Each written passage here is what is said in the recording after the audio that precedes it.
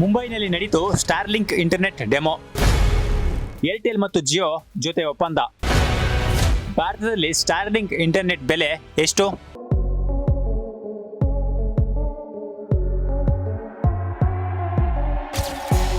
Tech ಕೋಟ್ಯಾಧಿಪತಿ Elon Musk ಒಡೆತನದ ಉಪಗ್ರಹ ಆಧಾರಿತ ಇಂಟರ್ನೆಟ್ ಸರ್ವಿಸ್ ಪ್ರೊವೈಡರ್ ಸಂಸ್ಥೆ ಸ್ಟಾರ್ಲಿಂಕ್ ದೇಶದ ಟೆಲಿಕಾಂ ದಿಗ್ಗಜ ಸಂಸ್ಥೆಗಳಾದ ಏರ್ಟೆಲ್ ಮತ್ತು ಜಿಯೋ ಸಹಭಾಗಿತ್ವದಲ್ಲಿ ಭಾರತವನ್ನು ಪ್ರವೇಶಿಸಲು ಸಿದ್ಧತೆ ನಡೆಸಿದೆ. ಸುಮಾರು 100ಕ್ಕೂ ಅಧಿಕ ದೇಶಗಳಲ್ಲಿ ಕಾರ್ಯಾಚರಣೆ ನಡೆಸುತ್ತಿರುವ ಸ್ಟಾರ್ಲಿಂಕ್ ಈ ಹಿಂದೆ ಹಲವು ಬಾರಿ ಭಾರತದ ಮಾರುಕಟ್ಟೆಯನ್ನು ಪ್ರವೇಶಿಸಲು ಪ್ರಯತ್ನ ನಡೆಸಿ ವಿಫಲಗೊಂಡಿತ್ತು. ಎಲಾನ್ ಮಸ್ಕ್ ಅವರ ಟೆಸ್ಲಾ ಬೆನ್ನಲ್ಲೇ ಸ್ಟಾರ್ಲಿಂಕ್ ಕೂಡ ಭಾರತದ ಪ್ರವೇಶಕ್ಕೆ ಮುಂದಾಗಿದೆ. ಕಂಪನಿಯು ಅಕ್ಟೋಬರ್ 30 ಮತ್ತು 31ರಂದು ಮುಂಬೈನಲ್ಲಿ ಅಧಿಕೃತ ಡೆಮೋ ಪ್ರದರ್ಶನ ಆಯೋಜಿಸಿದೆ. ಈ ಪ್ರದರ್ಶನಗಳಲ್ಲಿ ಸ್ಟಾರ್ಲಿಂಕ್ ನ ತಾಂತ್ರಿಕ ಸಾಮರ್ಥ್ಯ ಮತ್ತು ಭದ್ರತಾ ಮಾನದಂಡಗಳನ್ನು ಪರಿಶೀಲಿಸಲು ಕಾನೂನು ಮತ್ತು ತಾಂತ್ರಿಕ ಸಂಸ್ಥೆಗಳ ಪ್ರತಿನಿಧಿಗಳು ಹಾಜರಿದ್ದರು ಎಂದು ತಿಳಿದು ಬಂದಿದೆ. ಭಾರತ ಸರ್ಕಾರದ global mobile person communication by satellite ಪರವಾನಗಿ ಅಡಿಯಲ್ಲಿ ಸ್ಟಾರ್ಲಿಂಕ್ ತನ್ನ ಡೆಮೋ ಪ್ರದರ್ಶನವನ್ನು ಆಯೋಜಿಸಿದೆ. ಈ ಪರೀಕ್ಷೆಗಳು ತಾತ್ಕಾಲಿಕವಾಗಿ ನೀಡಲಾದ ಸ್ಪೆಕ್ಟ್ರಮ್ನಲ್ಲಿ ನಡೆಯುತ್ತಿದ್ದು, ಇದರ ಮೂಲಕ ಸ್ಟಾರ್ಲಿಂಕ್ ಭಾರತದಲ್ಲಿ ತನ್ನ ಸೇವೆ ಆರಂಭಿಸಲು ಅಗತ್ಯವಿರುವ ತಾಂತ್ರಿಕ ಮತ್ತು ನಿಯಮಾನುಸಾರ ಪ್ರಮಾಣೀಕರಣ ಪಡೆಯಲು ಪ್ರಯತ್ನಿಸುತ್ತಿದೆ.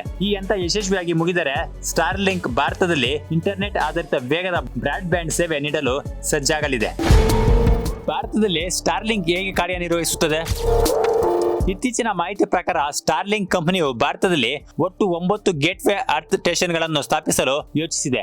ಈ ಸ್ಟೇಷನ್ಗಳು ಮುಂಬೈ, ನೋಯ್ಡಾ, ಹೈದರಾಬಾದ್, ಕೋಲ್ಕತ್ತಾ, ಚಂಡೀಗಢ ಮತ್ತು ಲಕ್ನೌ ಸೇರಿದಂತೆ ಪ್ರಮುಖ ನಗರಗಳಲ್ಲಿ ನಿರ್ಮಾಣವಾಗಲಿವೆ. ಕಂಪನಿ ಪ್ರಥಮ ಹಂತದಲ್ಲಿ 600 Gbps ಸಾಮರ್ಥ್ಯವನ್ನು ಅನುಮೋದನೆಗೆ ಕೋರಿದೆ. ಇತ್ತೀಚೆಗಷ್ಟೇ ನಾವು ಭಾರತದಲ್ಲಿ ಸುರಕ್ಷಿತ, ಕಾನೂನುಬದ್ಧ ಮತ್ತು ಅತ್ಯುತ್ತಮ ಗುಣಮಟ್ಟದ ಬ್ರಾಡ್ ಬ್ಯಾಂಡ್ ಸೇವೆ ನೀಡುವತ್ತ ಸಂಪೂರ್ಣವಾಗಿ ಕೇಂದ್ರೀಕೃತವಾಗಿದ್ದೇವೆ ಎಂದು ಸ್ಟಾರ್ಲಿಂಕ್ ಇಂಡಿಯಾದ ಮಾರ್ಕೆಟ್ ಡೈರೆಕ್ಟರ್ ಪರ್ನಿಲ್ ಅವರು ಹೇಳಿದ್ದರು.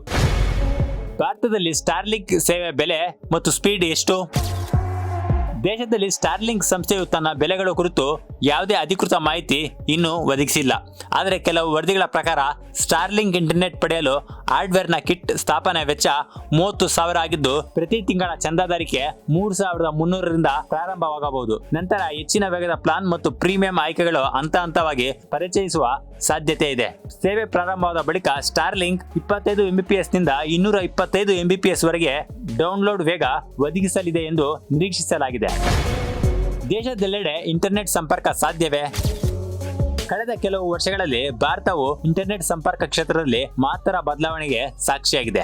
ಇದೀಗ ಸ್ಟಾರ್ಲಿಂಕ್ ನ ಆಗಮನದಿಂದ ಭಾರತದ ಡಿಜಿಟಲ್ ಸಂಪರ್ಕದ ದಿಕ್ಕು ದೊಡ್ಡ ಬದಲಾವಣೆ ಸಾಧ್ಯ ಎನ್ನುತ್ತಿದೆ ವರದಿಗಳು. ಸ್ಟಾರ್ಲಿಂಕ್ ನಿಂದ ದೇಶದಲ್ಲಿನ ಪರ್ವತ ಪ್ರದೇಶಗಳು, ಹಳ್ಳಿಗಳು ಮತ್ತು ಇಂಟರ್ನೆಟ್ ಲಭ್ಯವಿಲ್ಲದ ಪ್ರದೇಶಗಳಿಗೂ ಬ್ರಾಡ್ ಬ್ಯಾಂಡ್ ಸಂಪರ್ಕ ಸಿಗುವ ಸಾಧ್ಯತೆ ಇದೆ. ಇದರಿಂದ ಶಿಕ್ಷಣ, ಆರೋಗ್ಯ ಮತ್ತು ಆರ್ಥಿಕ ಚಟುವಟಿಕೆಗಳಿಗೆ ಹೊಸ ಸಾಧ್ಯತೆಗಳು ತೆರೆಯಬಹುದೆಂಬ ನಿರೀಕ್ಷೆ ಇದೆ.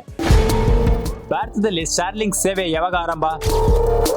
ದೇಶದಲ್ಲಿ ಸ್ಟಾರ್ಲಿಂಕ್ ಸೇವೆ ಪ್ರಾರಂಭಿಸಲು ಇನ್ನು ದೂರಸಂಪರ್ಕ ಇಲಾಖೆ ಮತ್ತು ಇನ್ಸ್ಪೇಸ್ ನಿಂದ ಅಂತಿಮ ಅನುಮೋದನೆಗಳು ಬಾಕಿ ಇವೆ. ವರದಿಗಳ ಪ್ರಕಾರ ಈ ಅನುಮತಿ 2025ರ ಅಂತ್ಯದ ವೇಳೆಗೆ ಲಭ್ಯವಾಗುವ ಸಾಧ್ಯತೆ ಇದೆ. ಇದರಿಂದ 2026ರ ಆರಂಭದಲ್ಲಿ ಸ್ಟಾರ್ಲಿಂಕ್ ಭಾರತದಲ್ಲಿ ವಾಣಿಜ್ಯ ಸೇವೆ ಪ್ರಾರಂಭಿಸಬಹುದು.